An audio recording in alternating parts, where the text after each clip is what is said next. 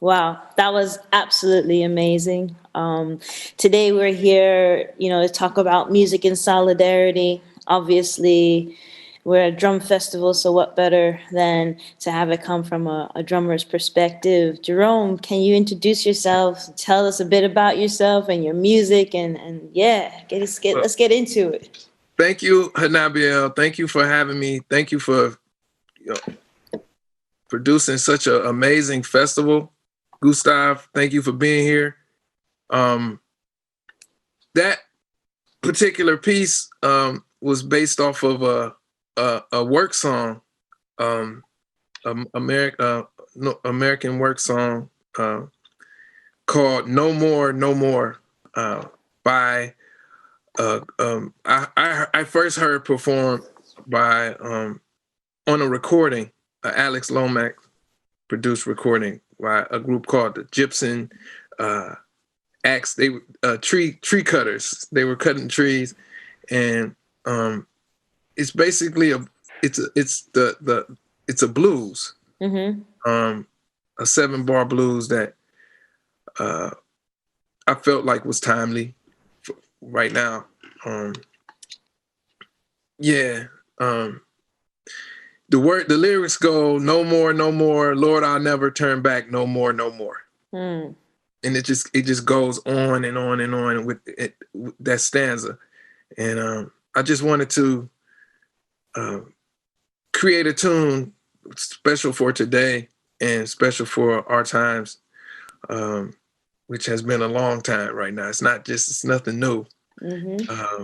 And I always say that one way we can I think the world can become a better place is if we get rid of these isms, right? And we Mm-hmm. gotta deaden these isms and this idea of uh, of our differences being a crutch. Although I think we should embrace our differences, but we shouldn't uh, ice people out or make people feel inadequate or not a part of our society for their differences. Hence schisms, and we got to deaden it. Hence coup de grace, right? We got to get rid of it, and yeah. So that was the piece that I wrote especially for the Harambee Pasadena. Thank you so much. We're gonna come back to you as well. And we're gonna introduce Gustav Thomas here as well. So, tell us a little bit about yourself. Hey, that was just amazing. I want to ask more questions about it sometime, but I'll just have to. Partly because it's so different from the stuff I know of yours already. So, but anyway, that's another thing. So about myself, yeah. So, what can I say? I'm a lecturer at Newcastle University, which is how I know Hannabiell. How long have we known each other now? 10 years? Oh, it's been a while. Yeah, 10 years. At least that, yeah. So, thank you for coming to Newcastle. Thank Jillies for coming to Newcastle as well. You could have chosen anywhere, and you chose us. And wherever you'd gone, you would have brought that amazing energy that you brought to us. So we're eternally grateful for that. Yeah. I guess ahead of this, I was trying to think, what should I say about myself in regard to the actual topic of the conversation? You know, where do I come into this? Where do I fit in? So I'll try and I tried to write stuff down and what can I say? How can I organize my thoughts? And hopefully those thoughts will find their way into the discussion rather than me trying to say so many different things now. I have been teaching at Newcastle. I've been teaching music for 31 years, actually, which is insane to think of because I look in the mirror and I don't even know if I'm over 31. No, what am I saying? No, before I look in the mirror. Sorry. What can I say? I'm somebody that has been obsessed with music since before I can remember.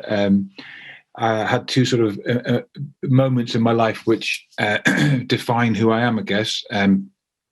When I was 13, me and some friends from school accidentally discovered how amazingly fun it was to record pop songs without actually bothering to write them.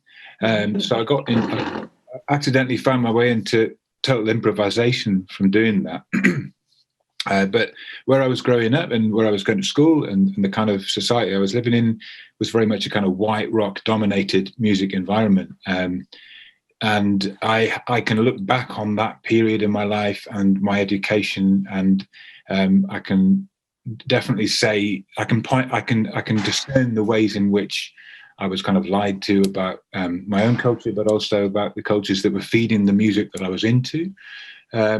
And I had this epiphany in 1989, and I've told the story so many times, and Hannabiell's listened to me say it in hip-hop lectures so many times.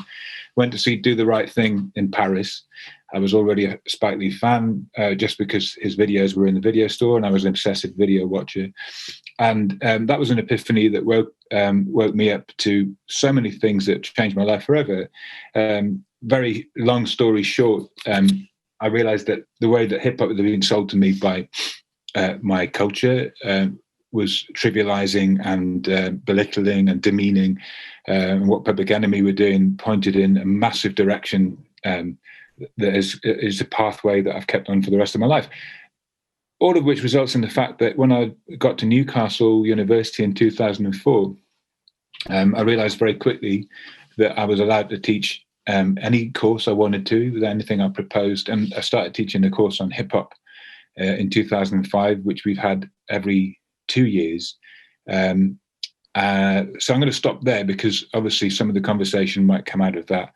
Just to say, to finish off, what I am as an entity, as a musician, is I still do total improvisation.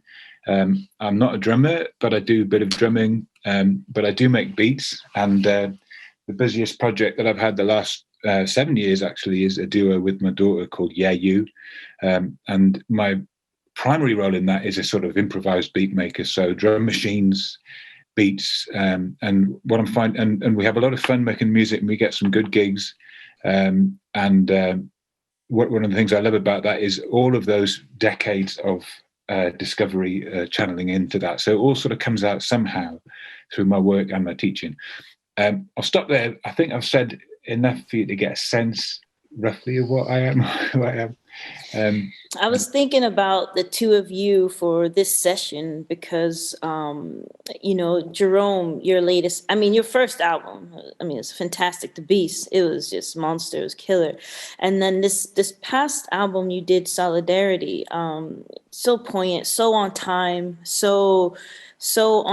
and just so I think beautiful. The messages you're trying to grapple with yourself, and the understanding and the journey that you did learning about, just different women. And as I guess in the world of, drummers and machismo and finding, males to who want to step in and learn about these things, I found that really amazing.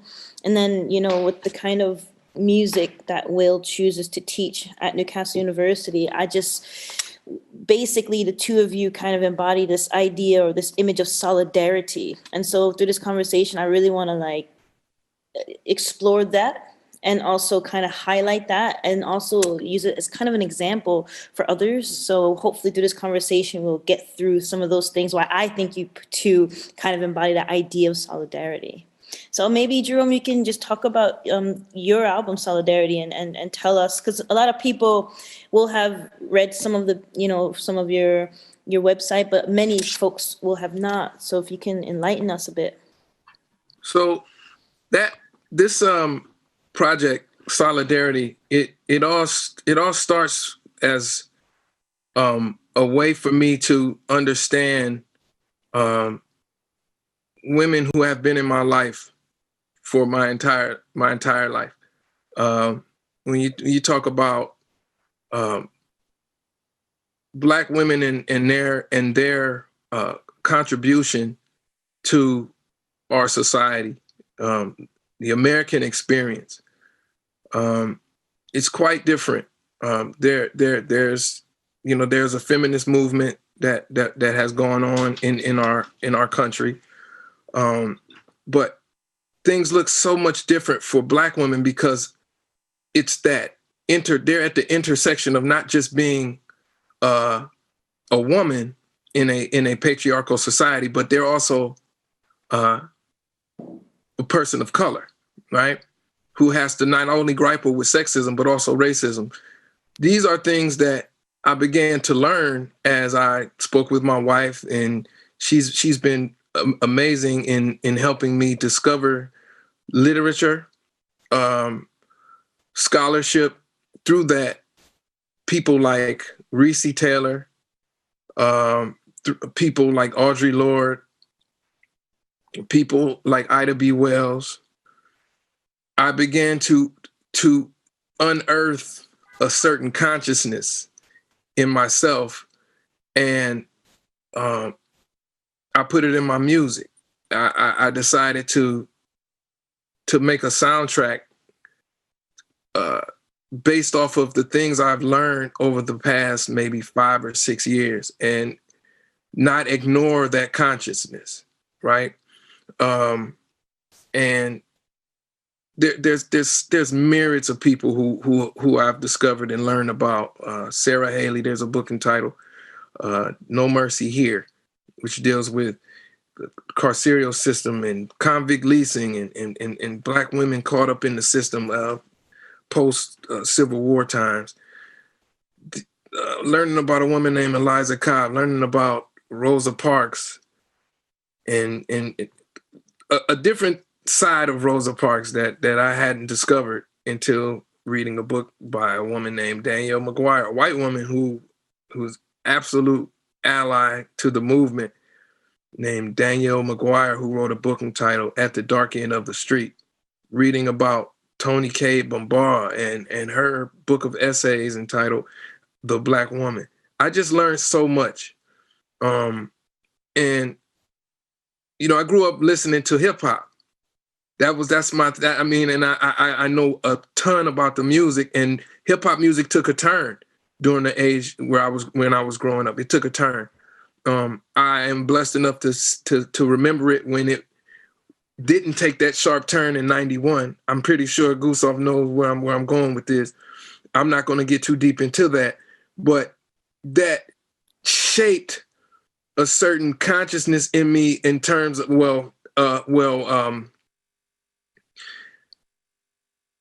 a consciousness that I'm not 100% happy about. That shaped what I thought about women and Black women, and I'm relearning and rediscovering what a different history and a different type of awareness.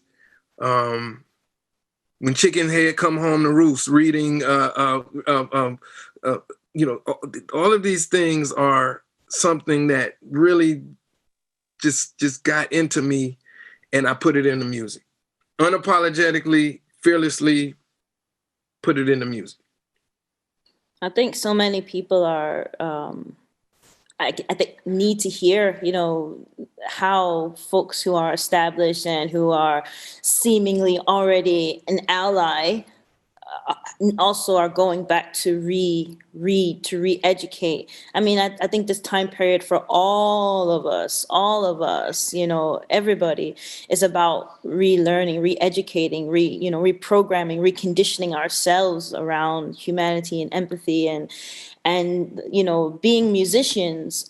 I know all musicians don't feel like this, but me personally, I feel like I have a obligation to do something with my platform, and so hence, you know, music and solidarity. What are your thoughts, Will or Gustav? Yeah, there's a story behind that, of course.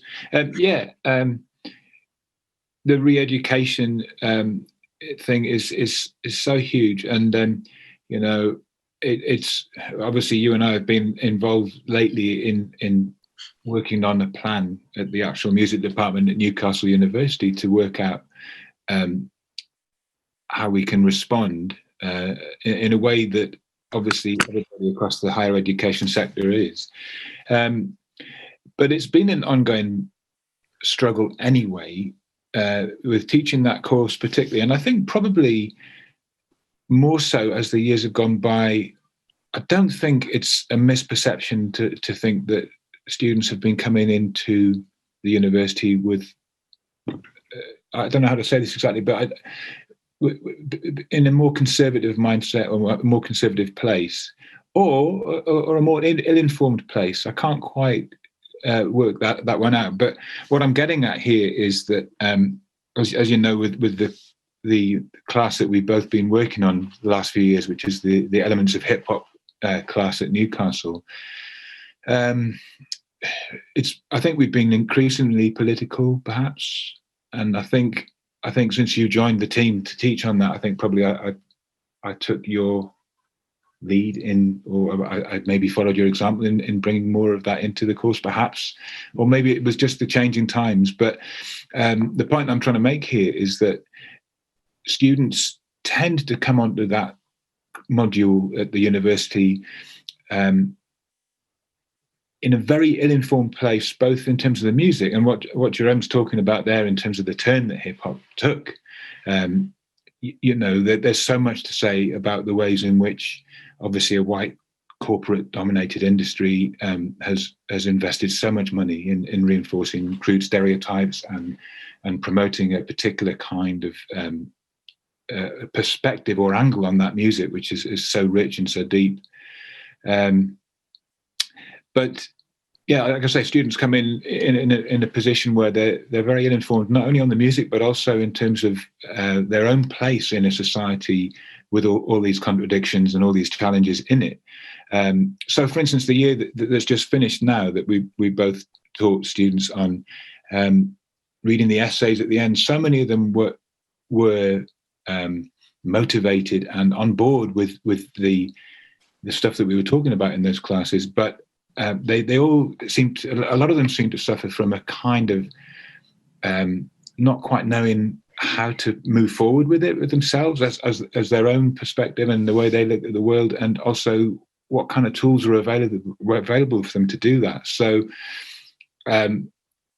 which, going back to your point, your question about the re-education side of it and the kind of reassembling, there's just so much work to do, and the way that I've always taught that course has always been from the perspective of, well, look, I had this awakening. I had no idea this stuff existed. I was taught about music. I was taught about the world. I was taught about people of color. I was taught about people of backgrounds that weren't white European in ways all through my childhood that completely didn't prepare me for a world that wasn't dominated by European thought, if you like. So I teach it from the point of view of, first of all, before we can even start talking about Black history and the contributions that people from the African continent have made to world culture and world knowledge, we've got to start undoing some of the things that we were lied about our own background. So,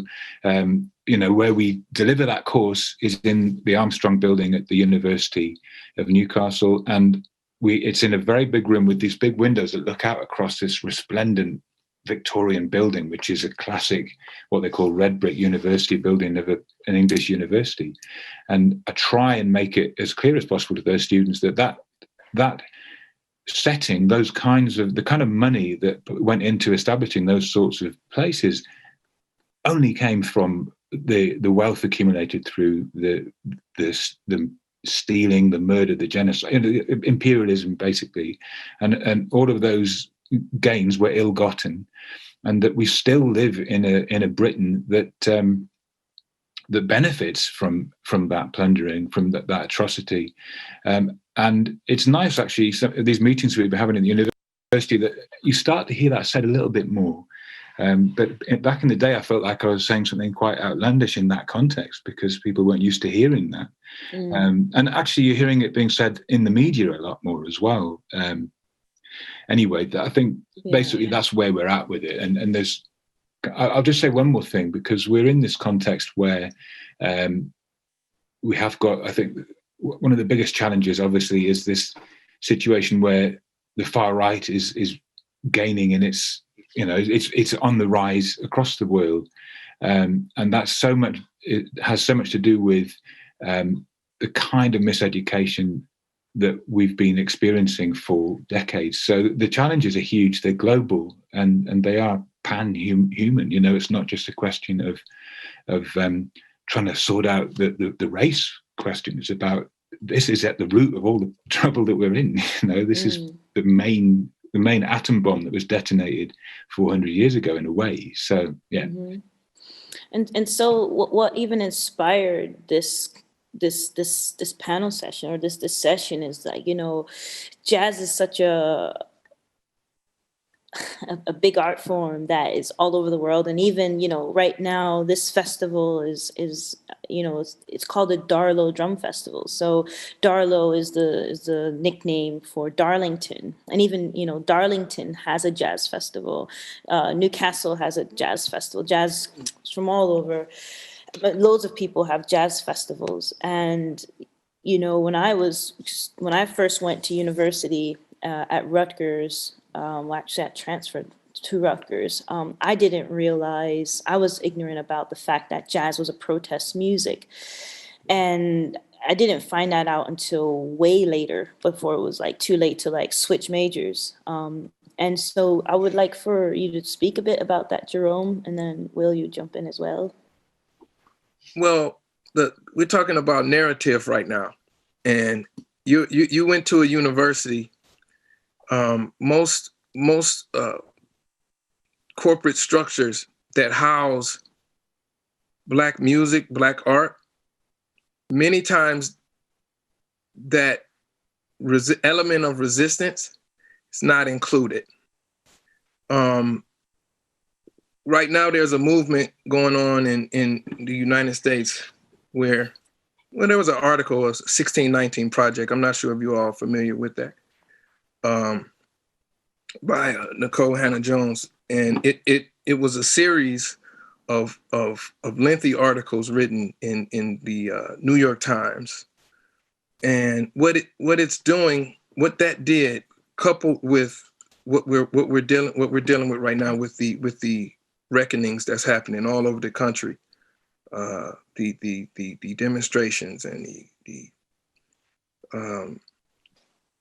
uprisings that you see. It's causing pressure to be put on schools and their curriculums to tell more of a well-rounded take on history, be it the coming of Columbus, be it the historical truths that actually happened from the perspectives of people of color.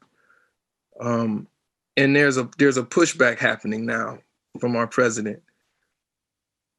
I'm relating that to your experience, Hannabiell, because what we have to understand is when you tell the truth, if we put ourselves, contextualize it historically, we're going to be, we can be on one side of history or the other side. And that's not to say that it's not our fault if we're on the bad side of history. It's just, that's not something that would be comfortable for people to reckon with if their ancestors happen to be on that side, or just to get some information about people who have been traditionally ignored throughout history. When you talk about jazz music, you're talking about music that came out of a need, a want, and out of neglect, something came out beautiful, as did hip hop with Reaganomics and those things. So what we did, we made the best of what we had, and we spoke our truth through our instruments, and many times through our voices. And that's not to say we can't be assisted by others. Strange Fruit was written by Abe Marlborough, a guy who was not an African American, Black American. So that history of resistance, it's there. It's been there, and it's still there. regardless if the writers want to write about it or not, they might want to get at it now. They might want to touch on it now because of it's popular right now to do so. But I don't think it's an accident. I think it's when schooling is not necessarily available to the people who are coming from these neighborhoods that jazz greats have come from, humble beginnings, are not, those aren't the dominant faces you see at the universities. It's not going to be questioned usually, right? And it causes and this concept causes all types of problems. The problems that it causes, it stretches far and wide. And lastly, one problem that it causes is it makes people feel like this is an elite music that's not for people of color, and that's what happened to you. I'm assuming that's what went down. But we need to change that narrative. Again, going back to narrative, we have to change that. We have to change perspectives. We need some different writers. We need people who are going to culturally contextualize, historically contextualize this music, and not just deal with its the technique of it and the theory of it. We need to have a more well-rounded way of teaching the music, and that will attract different people who don't feel like they belong in this music, who actually do belong in this music. Mm-hmm. Definitely. I don't know. I do have another question, but Gustav, do you want to jump in before I do? Yeah, I want to pick up on something that Jerome just said about voices speaking the truth, because and we're talking about jazz, and I'll just quickly say that epiphany from Do the Right Thing and Public Enemy led me to scramble, which I'm still doing, back into my education and try and make up for all the nonsense and misleading stuff that I've been fed. And I guess around 91, 92, that journey just took me to a point where it was like, oh, well, I have to know what Coltrane was. I have to know who Coltrane was and all the other people that are getting referenced here and there. So with jazz and being, I loved what Jerome said about, I can't remember exactly what he said. It doesn't matter. It's voices, speaking the truth with our instruments is what you said. And at a certain point, it became clear to me that the actual musical substance of jazz improvisation was literally a voice speaking a truth. And one of the things when I was teaching jazz classes in the past, I've done that a few times, and it'll be included in stuff I'm doing this year as well, which is that we were taught as a culture in Britain anyway to listen to jazz as something that was it's cool, it's rebellious, it's a bit sort of left field, but and it's great. We can go to a jazz club tonight and sort of chill out and all this kind of stuff. But there's a limit to which people are taught to think about that music, which is it's a music made by some people who had a particular kind of experience. It's a social music. It takes place in bars and this kind of stuff. And the point I'm trying to make is that the one thing I know I was never taught to do with that music was to listen to what it was telling me about my own life. It was always something that was basically other. It's great if you can like it, because that means that you're not a bad person, but to actually listen to it and say, hang on a second, what are they telling me about human existence as a general thing, you know? And so while I was writing my stuff earlier as in preparation of what I might say, I thought, well, actually, what I've always said in class is that music is literally philosophy. And it's a form of human philosophizing, which is to say it's human beings talking about the experience of being human. And that goes for absolutely all music. Even, you know, a very obvious example would be punk. There's no way that you can say that punk music in its aesthetic, in its sound, isn't actually expressing what it's trying to express about what they're trying to say. So if you look at music as philosophy and you think, well, who are the greatest philosophers and who have made the greatest contribution to that philosophy? And I was thinking, well, if you wanted to have one of the greatest tomes of philosophizing through jazz improvisation, through music generally, then just take the Complete Village Vanguard recordings of John Coltrane off the shelf and then spend a year listening to just that, and the ways in which the actual material of the music is taken apart, in fact dialectically, by Coltrane, and that's just the tip of a huge iceberg's not a nice word unless you're talking about iceberg slim, and that's not necessarily a nice thing to think of either, but you know what I mean. But in terms of resistance as well, obviously there is that historical fold that happens throughout, to my perspective anyway, when I was learning about it throughout the 20th century, where new musical forms develop in response to certain things. Obviously, Jerome talks about hip hop and Reaganomics and that sort of thing. To me, one of the most fascinating moments in terms of music between European cultures and African diasporic cultures is the 40s, where European composers in the classical tradition took the logic of their response to European diatonic harmony into the most extreme total serialism, that most extreme modernist music by people like Pierre Boulez and Luigi Nono, and it's an amazing cultural achievement. It's great stuff, but it happens at the same time that some African American musicians say, okay, so we've got the European system of diatonic harmony. Have you ever thought about doing this to it? And they go, and they completely turn it inside out and upside down. And that's bebop. Bebop is basically, you can look at it as a form of resistance insofar as it's taking the core musical culture of what is the dominant imperial white power that runs America and still does now, and it completely pulls it apart in ways that the European musicians never even dreamt possible. So yeah, I think that's how I would respond to those things. And we're talking about, we're in Newcastle representing a festival taking place in Darlington, and Jerome's based in New York. And what do all of these have in common?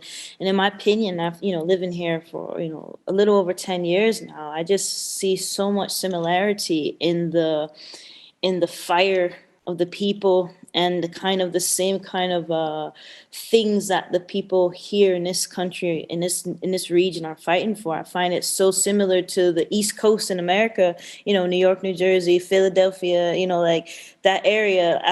I feel the same similarity that the people, are kind of like fighting for the same things, kind of to get rid of the same austerity, the same oppression. And then, a couple years ago, finding out that, Martin Luther King was honored an honorary degree from Newcastle University, first British university, while he was, to honor him with something while he's still alive. Then Frederick Douglass, came through here, and then like Paul Robeson, did like tours. And so I'm starting to see this kind of this narrative, or this pattern of the people in the North as well as in Scotland, creating platforms for these abolitionists and these freedom fighters and these kind of folks these activists, providing platforms for them to bear witness. And to offer someone the space to bear witness, you obviously need to empathize with them, and if you're doing that, then there's something also resonant in your heart and your spirit as a human that you kind of identify. But me living here, I just see so many of the things that the artists are talking about here in Newcastle and Darlington, in the region, and the same thing the same artists in New York and New Jersey are talking about, and I see so many similarities. And I don't know if, I guess, Will, you can, based on the hip hop class, you talk a little bit about that. But I guess you can, you can see some of those similarities as well. I don't, have you ever been to America? I'm not really sure. Yeah, I've been a few times. In fact, I went the first time I went to visit some friends who are students that I'd met over here in 1988, and so this is before I've had my epiphany. So I went to New York in 1988. I spent time in Brooklyn.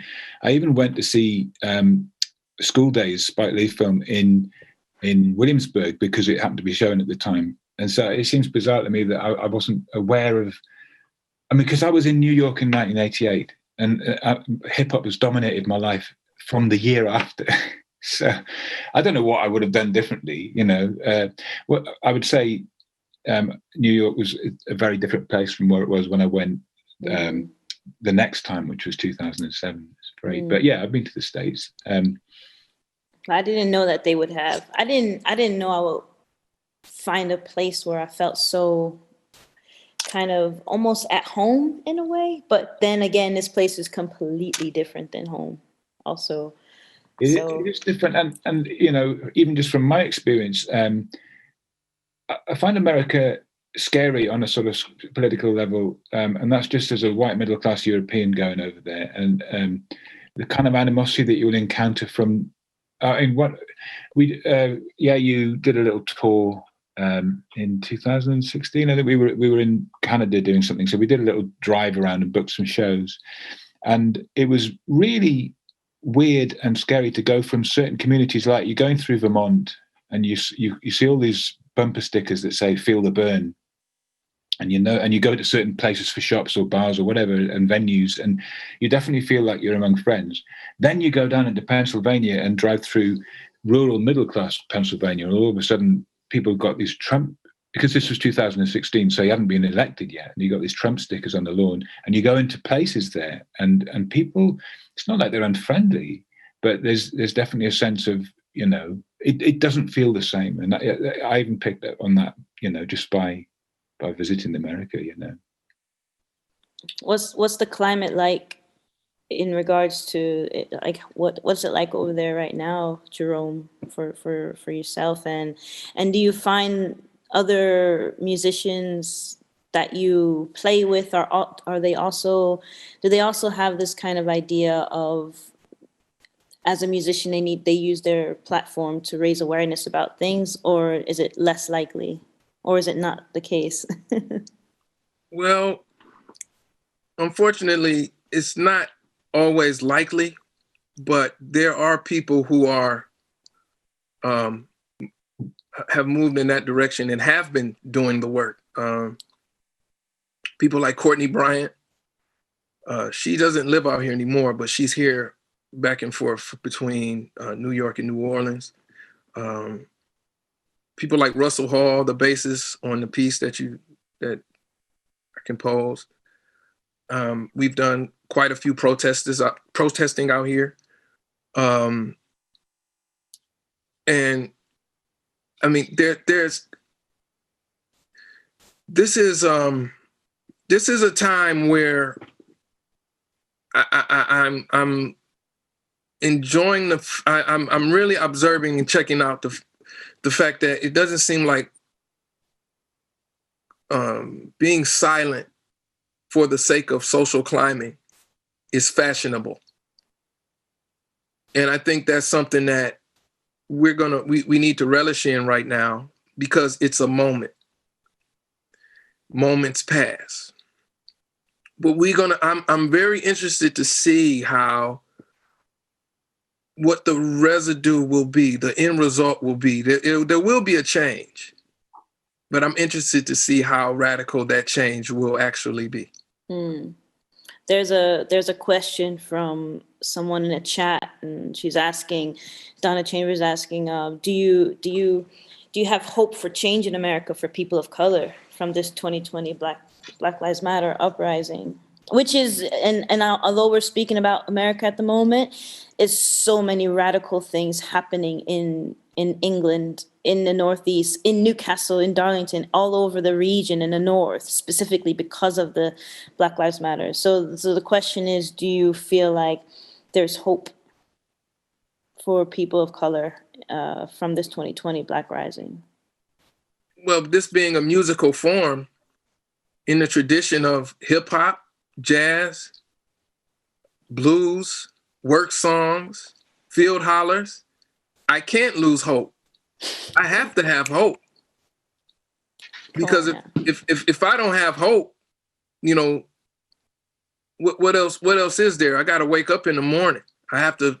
Every day is a hopeful day for me, and this situation that's happening right now, the energy of the Black Lives Matter movement. You talk about Ella Baker and people who organized in a very specific way during in pre-civil rights. This is a feminist movement. This is a feminist conscious movement. It's not a feminist movement. It's a feminist conscious movement that includes everybody, right? And this is the first type. This is the first kind of movement in that we've ever seen on a large scale in this way in the United States. And this is why it cannot be stomped out, because it's not one patriarchal person, charismatic person leading the charge. It's tough to stomp out Black Lives Matter because there's over 300 or so organizations, BYP 100, Dream Defenders. I can go on and on that are organizing, that are not about this non-radical way of wait and see what happens. These people, including myself, we want it. What Nina Simone say? That's just the trouble. Too slow. It's too slow. It's too slow. So what we're doing is we're learning from our ancestors and people who came before us. We're learning how to organize in a way that will be less flawed. Now, Hannabiell, if jazz music as a whole, the music as a whole right now has been so chilled and cooled down for decades. I can't even remember if it was a strong movement and push when Rodney King got his ass beaten in 1991 from jazz musicians. So in a way, I'm going in now, okay?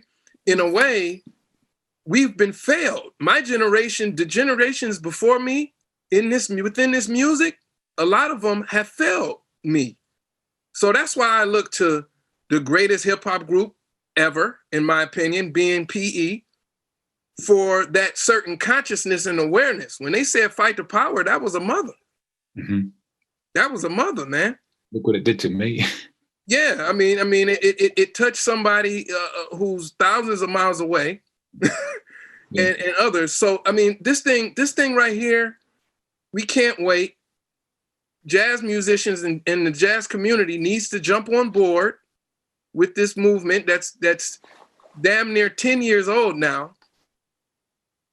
In publication, we need an alternative to the media outlets that are the most popular ones that aren't addressing and talking about this thing and would rather talk about who's hot, who's playing whose concept is the most forward in terms of musically, who's pushing the envelope. We need to talk about what's happening, who's pushing the envelope socially within our music. Because I'm not just invested in jazz music growing and becoming more and more complex and more labyrinth stylistically challenging. I'm not invested in that. I'm invested in Black people, and I'm invested in people moving towards a more expedient